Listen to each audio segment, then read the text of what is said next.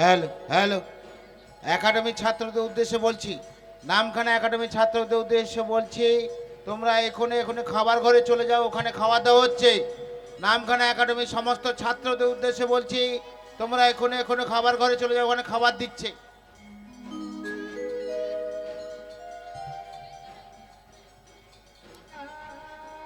তাহলে ওই জঙ্গলে কে গেল? রাম সীতা লক্ষণ। রাম সীতা লক্ষণ তিনজনে কি করছে? ঘুরে বেড়াচ্ছে জঙ্গলটা। সীতা সীতার মতো দেখছে, ওই বনের সৌন্দর্য। লক্ষণ লক্ষণের মতো দেখছে। আর ভগবান রাজীব লোচন রাম, তিনি তো ভগবান, তাই তিনি তার মতো করে দর্শন করছে। আর যেই না রাম ভগবান দর্শন করছে, সঙ্গে সঙ্গে ও মায়েরা, ওই যে রাবণের একটি মাত্র বোন শূর্পণখা, সে সেই জঙ্গলে বিচরণ করছিল, মানে ঘুরে বেড়াচ্ছিল। হঠাৎ রামচন্দ্রকে সামনে দিয়ে দেখলো, এ কি সুন্দর দেখতে গো, এত সুন্দর চাঁচর কেশ, এমন হরিণের মতো নয়ন, এত সুন্দর পুরুষ, কি সুন্দর দেখতে। দেখে মনে মনে ভালোবেসে ফেললো রামকে। দেখে মনে মনে ঠিক করে নিল, যদি কোনোদিন বিয়ে করি তাহলে রামকেই বিয়ে করব, ওই ছেলেটাকেই বিয়ে করব। বাহ! তাই রাম বনে যখন ঘুরে ঘুরে বেড়াচ্ছে, শূর্পণখা তার দিকে গিয়ে উদ্দেশ্য করে বলছে, কি বলছে গো? এই এই মধুর জঙ্গলে তুমি কে গো একলা, আদা না না না না না না না না। এই মধুর জঙ্গলে তুমি কে গো একলা, এই মধুর জঙ্গলে তুমি কে গো একলা, এমন রূপে তুমি রূপের শোভা, বলো এমন রূপের তুমি রূপের শোভা, এমন রূপে তুমি রূপের শোভা, বলো এমন রূপের তুমি রূপের শোভা, গভীর জঙ্গলে তুমি কে গো একলা, এই গভীর জঙ্গলে তুমি কে গো একলা, চলে যাই। কেমন করে যাচ্ছে রাম?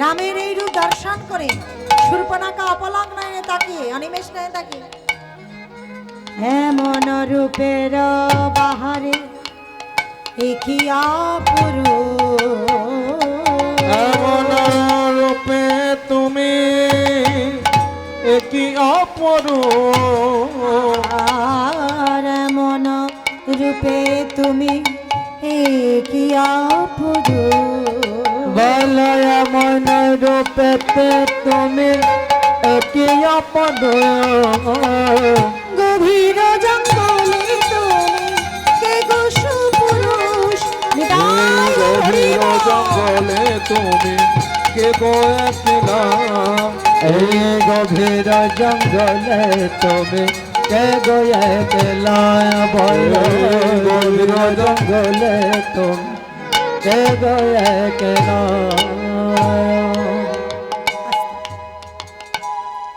ও মায়েরা, এইবার বাবা তোমাদেরও বলছি, তোমরা আমার থেকে ছোট তো। রাম যখন দাঁড়িয়ে আছে, শূর্পণখা গিয়ে বলছি, দাঁড়াও, এই দাঁড়াও দাঁড়াও, কি গো তোমার নাম কি? রাম তখন বলছে, আমার নাম হলো রাজীব লোচন রাম। বাহ, কি সুন্দর নাম তোমার। হ্যাঁ, তুমি এখানে কি করতে এসেছো? আমি আমি এই জঙ্গলে 14 বৎসর থাকবো। সে কি গো, এই জঙ্গলে তুমি 14 বৎসর থাকবে? আর তোমার সঙ্গে কি আছে? আমার সঙ্গে আমার ভাই আছে আর আমার স্ত্রী আছে। শূর্পণখা তখন বলে উঠল, শোনো রাম, আমি হলাম শূর্পণখা, আর তুমি যে জঙ্গলে ঘুরে বেড়াচ্ছ এই জঙ্গলটা হচ্ছে আমার। আর আমার দাদা রাবণ বলে দিয়েছে এই জঙ্গলে যতজন আছে, যা আছে, ইট কাঠ পাথর যা কিছু আছে সব তোমার। তাই আজ থেকে হে রাজীব লোচন রাম, তুমি হলে আমার। তাই আমার মনের বাসনা তুমি পূর্ণ করো, তুমি আমার স্বামী হও। তাই গৌর হরি হরি বল।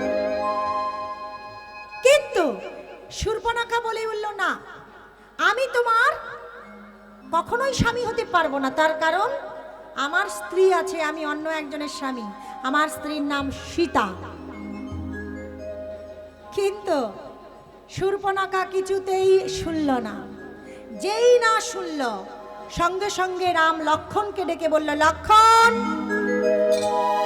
ওই যে শূর্পণখা দাঁড়িয়ে আছে, ওর মনের বাসনা হয়েছে ও আমার স্বামী রূপে পাবে, কিন্তু এই ত্রেতা যুগে সেটা সম্ভব নয়। কারণ রাম না হতে রামায়ণ লিখে ফেলেছে বাল্মীকি। তাই যা যা ঘটনা ঘটবার সেটা লেখা হয়ে গেছে।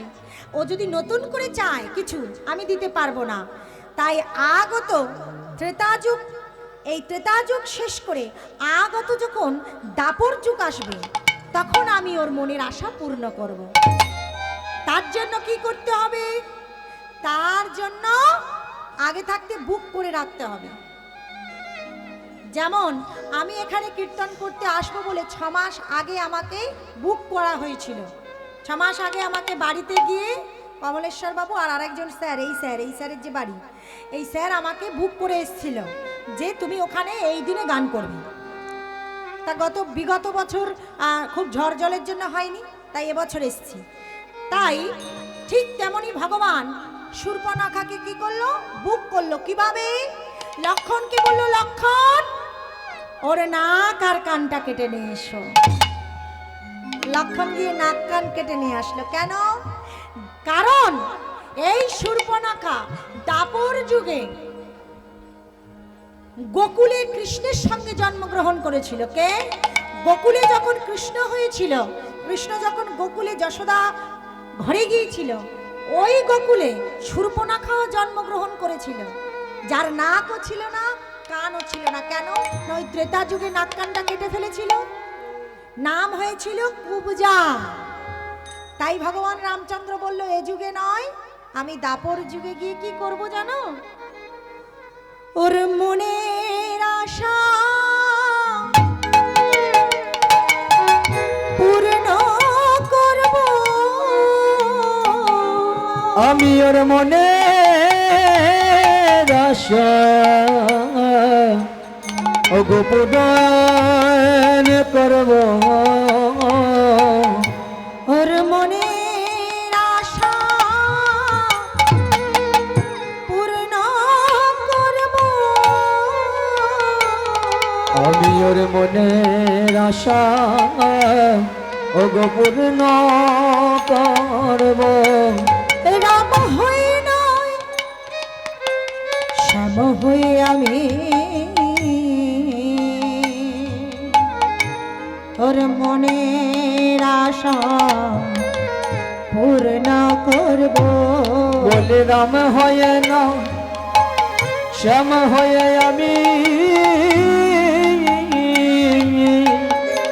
ওর মনের আশা পূরণ করব। রাম হয়ে নাই, শ্যাম হয়ে আমি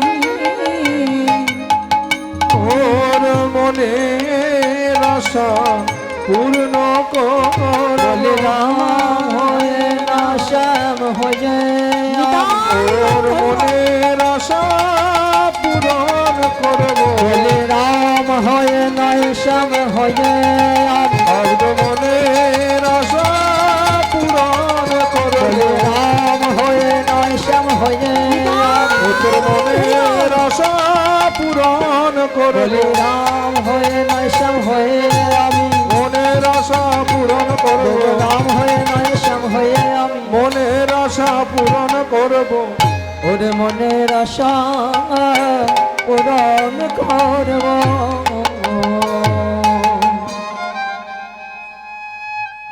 তাহলে যেই না নাক কান কেটে নিয়েছে, নাক কান কাটা নিয়ে যুদ্ধ শুরু হয়ে গেছে। এটা একটা ভারী অদ্ভুত ব্যাপার।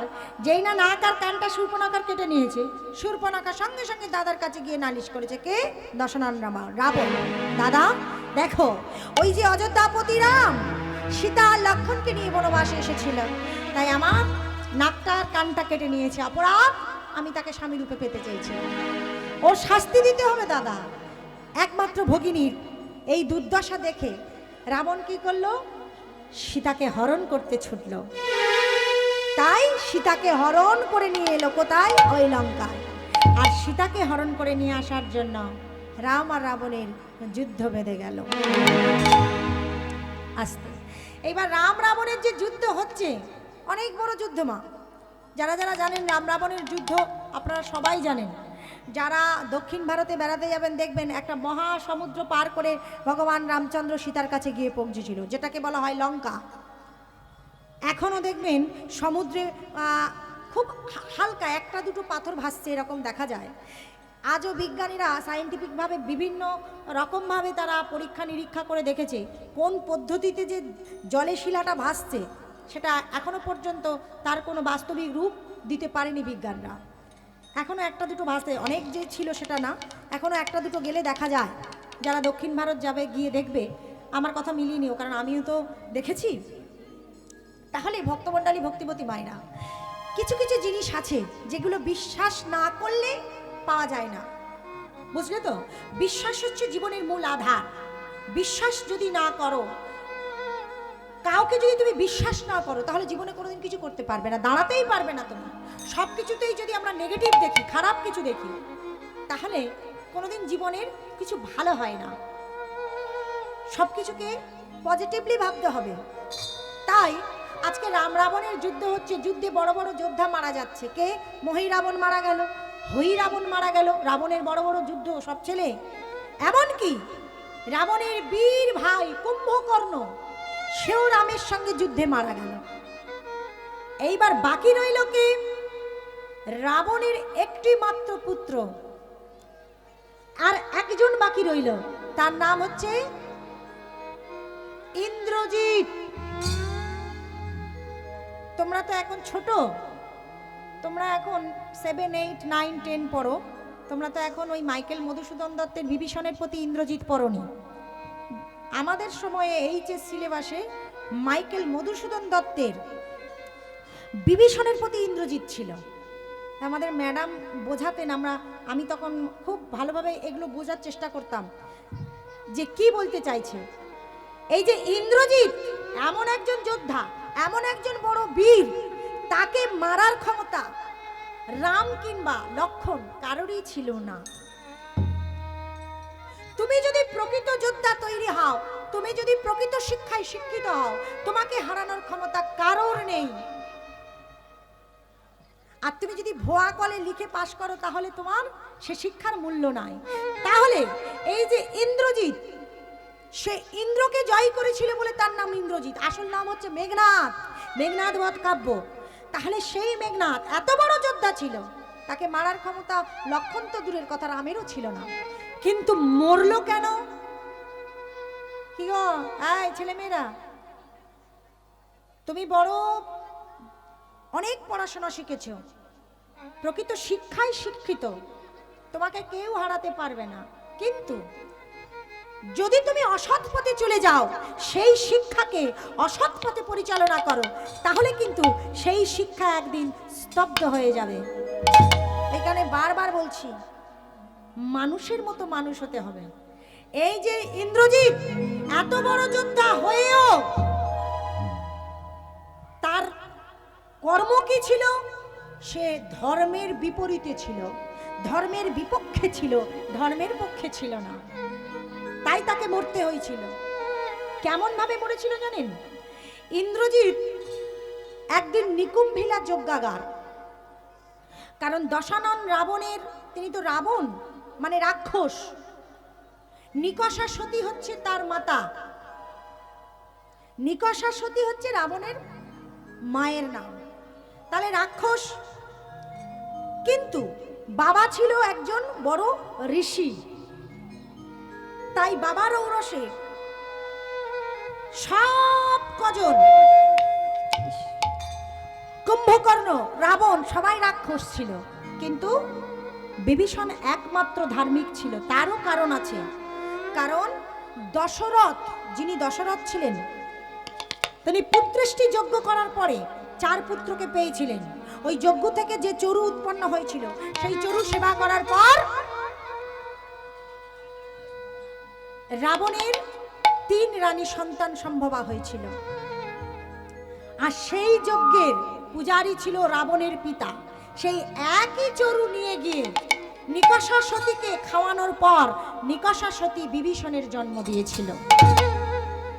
তাহলে যে চরু খেয়ে রাম, ভরত, লক্ষ্মণ, শত্রুগণের জন্ম, সেই একই চরু সেবা করে কার জন্ম?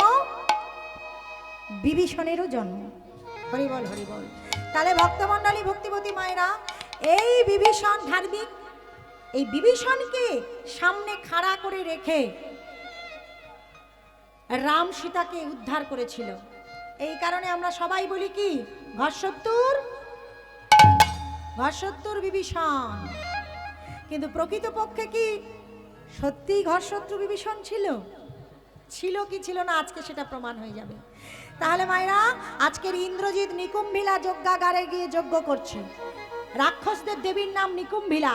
আর নিকুম্ভিলা যজ্ঞাগারে যখন ইন্দ্রজিৎ আরতি করত, তখন একাত্তে আরতি করত। কেমন ভাবে আরতি করছে চলুন, এই তো একটু আগে আরতি হচ্ছিল। তাই আজকে ইন্দ্রজিৎ কোনো অস্ত্র নেয়নি, একটি পঞ্চপ্রদীপ আর এক হাতে ঘণ্টা, এটা নিয়ে নিকুম্ভিলা দেবীকে আরতি করছি আর গান করছি। সবাই মিলে আরতি করব আর বন্দনা করব। চলুন।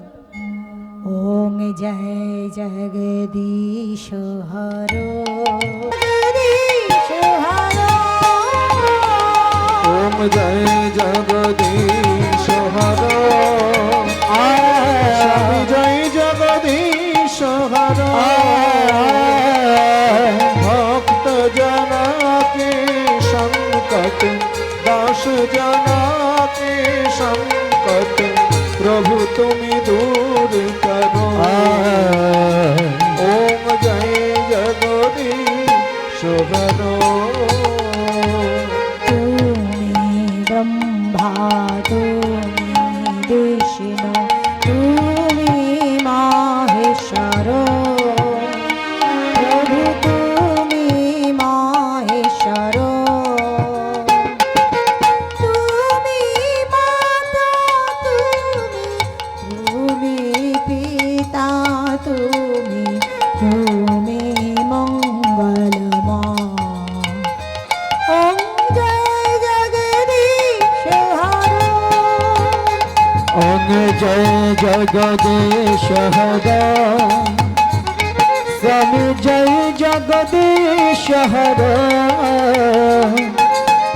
ভক্ত জনার্দন সংকট, ভক্ত জনার্দন সংকট, প্রভু তুমি দূর করো। ওম জয় জগদীশ হর, ওম জয় জগদীশ হর, ওম জয় জগদীশ হর, ওম জয় জগদীশ হর।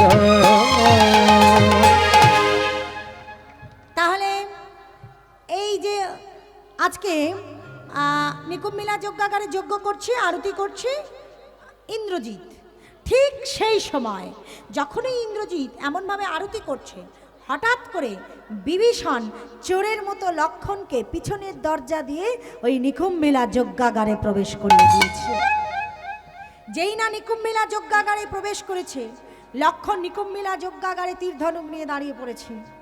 হঠাৎ ইন্দ্রজিৎ আরতি করতে করতে তার মনে হলো, অনুভব হলো, অনুভূতি হলো, কেউ যেন তার পিছনে দাঁড়িয়েছে। হঠাৎ করে ইন্দ্রজিৎ পিছনে তাকালো, কে? যেই না পিছনে তাকিয়েছে চমকে উঠল, একে কে তুমি? এত বড় তোমার সাহস, তুমি নিকুম্ভিলা যজ্ঞাগারে প্রবেশ করো, যেখানে ইন্দ্রজিৎ পূজা করে সেখানে কেউ প্রবেশ করতে পারে না। তোমার এত বড় দুঃসাহস, বলো তুমি কে, বলো তুমি কে? আস্তে আস্তে লক্ষণ বলল, আমি হলাম রামের ভাই লক্ষণ। সে কি? তুমি তুমি রামের ভাই? রাম আমাদের পরম শত্রু, একে একে আমার সমস্ত ভাইদের হত্যা করেছে, আমার কাকা কুম্ভকর্ণকে হত্যা করেছে, আমার পিসিমার নাক কান কেটে নিয়েছে। তুমি সেই লক্ষণ, আজ এই মুহূর্তে আমি তোমাকে শেষ করে দেব। এই বলে ইন্দ্রজিৎ যেই না নিকুম্ভিলার দরজা থেকে বেরিয়ে অস্ত্রাগারের দিকে অস্ত্র নিতে যাবে, ঠিক সেই অস্ত্রাগারের দরজার পথ বন্ধ করে দাঁড়িয়ে আছে কি? বিভীষণ। এইবার দেখুন, এই যে মাইকেল মধুসূদন দত্তের লেখা না, বিভীষণের প্রতি ইন্দ্রজিৎ, মানে বিভীষণের সঙ্গে ইন্দ্রজিতের কি কথোপকথন হচ্ছে দেখো। বিভীষণ যে দাঁড়িয়ে আছে নিকুম্ভিলা যজ্ঞাগারে এরকম ভাবে, ইন্দ্রজিৎ সম্মুখে দেখতে পেয়ে চমকে উঠবে, কি কাকা তুমি এখানে দাঁড়িয়ে আছো কেন?